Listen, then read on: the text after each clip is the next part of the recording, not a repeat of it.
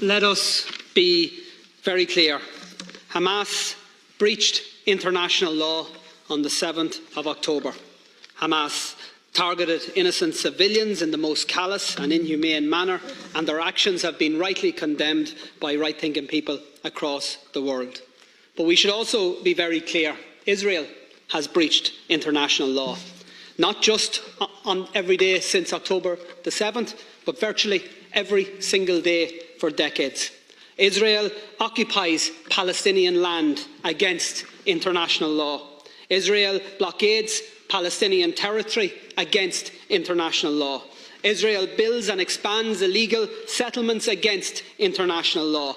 Israel enforces an apartheid system that restricts the movements of Palestinians and denies their fundamental rights against international law. And Israel regularly and systematically attacks and kills Palestinian civilians against international law. So the question that must be answered by all of us in political life is this: how does the world respond to flagrant abuses of international law? When it comes to the horrendous war crimes of Hamas, the response was very clear and very consistent. World leaders queued up to say Israel has the right to defend itself. One after another repeated the words, the great and the good, including our government: Israel has the right to defend itself. Repeated in statement after statement, tweet after tweet, despite the full knowledge that those words have become contaminated.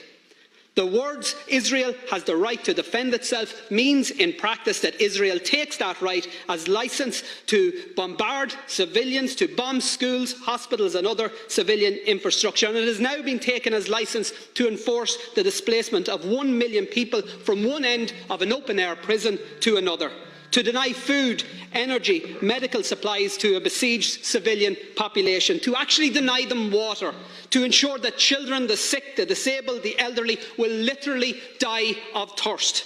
Israel has the right to defend itself has now become cover for Israel has the right to commit genocide right in front of our eyes.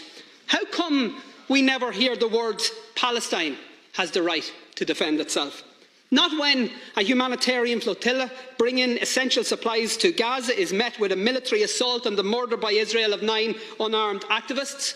Not when Palestinians march in peaceful protest against a legal blockade and are met again with a military assault and the murder of 300 of them. Not after the countless bombings of Gaza by Israeli forces. Not even when Israel targeted and murdered 4 little Palestinian boys playing football on a beach. And not when Palestinians were dragged from their homes and forced to watch as those homes were destroyed to allow for new illegal Israeli settlements on lands that are clearly defined in international law as part of Palestine. And not after the countless offensive attacks by Israel against the people of Gaza or the West Bank have we or heard anybody in this House or any Western leader utter the words "Palestine has the right to defend itself." And why not? And by the way, I'm not asking you to say those words, and in fact it's just as well you don't, because we all know that the people of Palestine can't defend themselves. Not against one of the most powerful military forces in the world that is backed up by even more powerful military forces. The truth is that the people of Palestine, just like the innocent people of Israel, don't need the international community to tell them that their leaders have the right to inflict more bombings, more pain, more suffering. They need the international community to say stop, to say release the hostages, to say stop the bombings, the siege, the slaughter. They need the international community to tell Israel to stop the blockade, stop the apartheid, stop the annexation, to stop the genocide. And they need countries, Taoiseach, to lead the way. And Ireland should be one of those countries that leads the way. We know colonialism, we know oppression, we know conflict, but we also know conflict resolution. We know peace building, we know nation building. And because of what we know, what our history has taught us, our call tonight must be clear: immediate, full and unequivocal ceasefires, and a decisive international intervention that leads to negotiations and to a lasting and just peace settlement, and to, at long last, to a free, sovereign and independent Palestine.